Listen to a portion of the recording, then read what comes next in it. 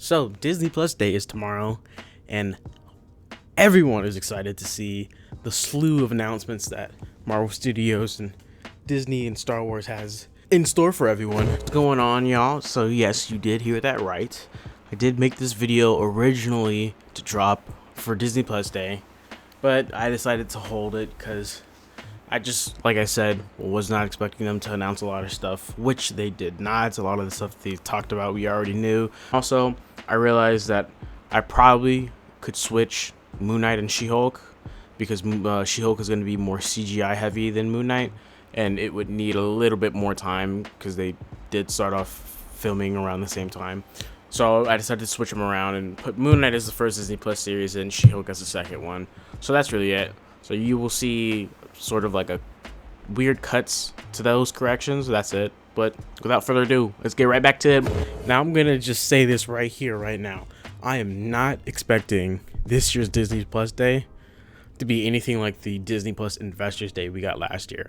I'm only expecting a few announcements and maybe like a She-Hulk trailer if we're lucky, or I think maybe another Hawkeye trailer and maybe a She-Hulk trailer if we're lucky. I'm not expecting anything else more than that. And then, like some announcements.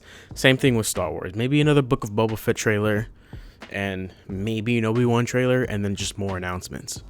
I'm not expecting them to just list off like a bunch of new things they got going on. I think they're going to just put an official, like, hey, this is happening, and officially announcing things like the Echo series that everyone's known about. But since this is coming up and I had a 2022 schedule already out, but Marvel had announced the big delay, or the trades did. Coincidentally, the same day there was a giant press screening for Eternals, which I'm pretty sure pissed off Kevin Feige. The date changes, all the movies moving. The question should be, why did you announce it today when I was about to do a red carpet and talk to you? That's the real question. I don't have a good answer for that. But that's a whole different discussion. That could be a different video. First off, since Book of Boba Fett is starting off in December, and I think it's like 8 or 9 episodes, it's gonna go all the way through until mid-February. So the first Marvel project for 2022 is Moon Knight. Now I have that listed as being from mid-February to mid-March. I think it's like February 16th to March 23rd, and we got some pretty cool things coming out from that. Ethan Hawke is playing Sun King. Oscar Isaac is Moon Knight, and he's going to be hunting down these other like god avatars such as himself and Sun King.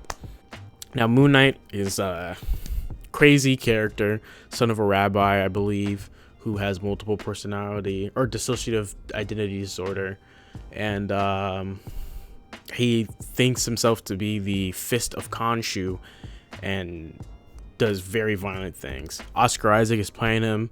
Ethan Hawke is the villain. The rumors about Blade being in it, which would make sense.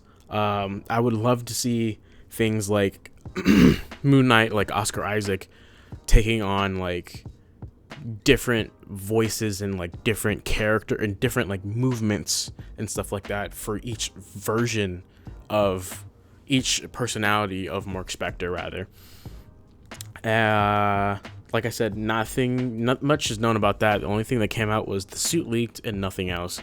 If we can get a Moon Knight trailer for Disney Plus, they would be cool, but I'm not expecting it. Now, there could be some cool things connecting with Moon Knight and Gorr in Thor Love and Thunder, because Gorr is going to be hunting down a lot of gods. I don't think it's just the Greek gods in Thor Love and Thunder. Second project I have is She-Hulk. Now I have that listed from mid-March to early June, because She-Hulk is 10 episodes.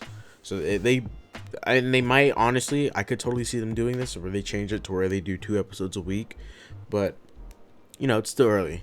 And that would be the second series. It is from like March 30th. I have it to June 1st. What we know about that is we got She-Hulk, Hulk, Abomination, Scar. The Wrecking Crew is going to be in it. I personally think that they could be turned into Gamma people, more Hulks. Daredevil is going to be in it. Apparently there is an intimacy coordinator listed on IMDb, or he was for a minute, which is really funny because that means Matt and She-Hulk could be banging it out, which I find hilarious. But Daredevil's in it. As far as we know, he's going to have his yellow and red suit, and I think it's actually going to be the open nose as opposed to like the cowl that covers it. Open nose mask like he has in the comics. It's billed as a comedy, and based on that intimacy coordinator, it definitely sounds like it's going to be a funny movie. Funny series. And She-Hulk is also going to be setting up a lot of things for the World War Hulks movie that Casey Walsh from Geeks Worldwide had published an article about, I think 3 weeks ago at this point, which is going to be real cool. Now, this isn't about Star Wars, but I will mention, I'm pretty sure Obi-Wan's going to be coming out May 4th, and if it's 6 episodes, it'll be May 4th to May June. But it would be coming out the same week as Doctor Strange in the Multiverse of Madness, which had been pushed to May 6th of 2022.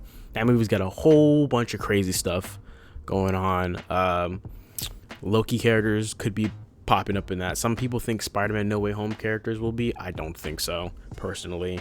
You got Professor X, Wanda, the Illuminati, which I managed to call that. Shuma Gorath, America Chavez. I think there were versions that had Clea and Brother Voodoo. If they're still in it, I think it'll be very much more minimally as to what it used to be. And also, there were really old cool cameos tied to like Captain Hydra and Tom Cruise as a different version of Iron Man. And I think this movie is, one, directed by the comic book goat Sam Raimi, and 2, this movie is going to wildly outclass Spider-Man No Way Home, which, as we know, has the 3 Spider-Man and Matt Murdock as Peter's lawyer and all that good stuff, and Doc Ock, Green Goblin, Electro, Sandman, and Lizard. And people thought Rhino was in it. I did too, and that was the only one I wasn't sure on, and apparently he's not in it. Oh, and Venom will probably show up as a post-credit scene, I believe so. Now, after that, Thor: Love and Thunder, which would be coming out in the middle of the Moon Knight run, which would be July 8th of 2022. Now, what we know about that is Gore the God Butcher, Jane Foster Thor Odinson, my bad. Maybe Loki could pop up. That'd be cool to have a nice little reunion. What else was there? Oh, Valkyrie's the Queen. We have Meek and Korg coming back as well. And Russell Crowe confirmed he's playing Zeus himself, so I could totally see Gore just murdering all the Greek and Roman gods and stuff like that. And yeah, that movie's also going to be funny and cool and cosmic. Oh, the Guardians of the Galaxy are also part of it for, I think, a little bit of the movie. Now, after that, I have Miss Marvel coming out on July 27th and streaming through August 31st, I believe. If this has a week-to-week run. I should have mentioned that all these are for week-to-week runs, as we know. First, let me explain why Miss Marvel got delayed from 2021. So Miss Marvel, all Marvel projects go through secondary reshoots, sometimes even third round reshoots. And Miss Marvel never got to do that because Iman Vellani had to just go straight to Captain Marvel 2, The Marvels, and film all that stuff. So it's just never been able to do a reshoot. I know a lot of people are worried about her new power set, and maybe that's why it's delayed for so long. I don't think that was it at all. I think it was literally just they couldn't schedule it, so it just gets pushed back, and it's just gonna get pushed back further. Closer to the Marvel's release date. Holy shit! Well, breaking news. So as I am recording this, we just got news that Disney has said that Miss Marvel will come out in Q4. Oh, cool. So I already did account for that. Okay.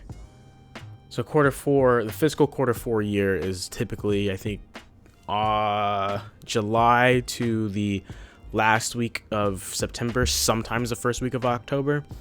But that doesn't really mess up my schedule all that much because I had thought it was going to come out closer to Marvel's anyways.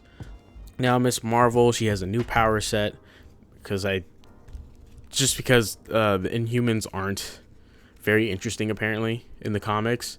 Like it's like they're hard characters to sell. Like they're very much supporting background characters. I'm hoping at some point Miss Marvel becomes an Inhuman, and I've been talking to my friend about it, and like we have made up a way for this to all happen and still have her new power set, which I will make in a totally different video. And there isn't actually one of her friends is in it who is an Inhuman, so that's very weird. I don't know. Miss Marvel, it's not necessarily a mess. It was just more like oh wow, this thing came up, so we have to delay this. And honestly, I think it coming out closer to the Marvels is better in my opinion. Now, next up after that, I have What If Season 2, which would be streaming from September 7th to November 2nd, which means it would have a 9-week run, I believe, if it's episode to episode. And one of the episodes, which was What If Tony Landed on Sakaar, and I think that also featured Gamora Thanos from the What If finale, would be a part of this. And that episode would be a part of season 2, because they did say it got pushed into season 2, the creators of the show. And I'm just excited for it. Season 1 was pretty cool. Supreme Strange is the GOAT. Oh, he's also going to be in Doctor Strange in the Multiverse of Madness. I should have mentioned that. And I have nothing but more admiration for this series, for that series, and potential spin-offs to come from it. Now, after this, we have something very interesting, which is Werewolf by Night, and it is going to be a Halloween special. Now, I don't know much about Werewolf by Night other than that a group of people, a family, I believe, are cursed and they turn into werewolves at night. Werewolf by Night, and some of them have more control of it more than others, and I think the two main ones are Jack Russell and Jake Gomez, and I'm assuming they're going to go with Jake Gomez because we have reports that Marvel Studios has secured Gael Garcia, which would imply, hey, they're going down this cool route of using Jake Gomez.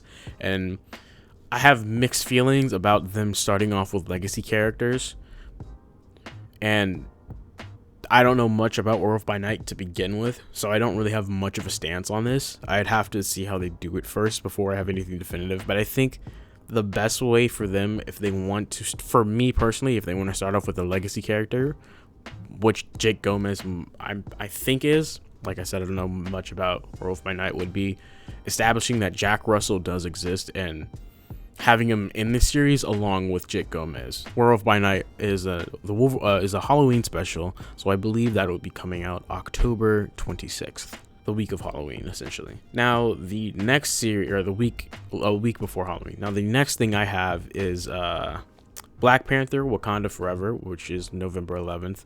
There's a bunch of cool things about this series, which would be, Shuri as Black Panther.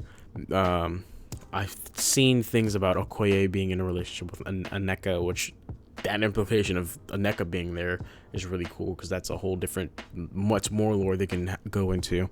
I think one of the series Ryan Coogler said would spin out of this, or one of the series he's working on will spin out of this. More than likely that Okoye series.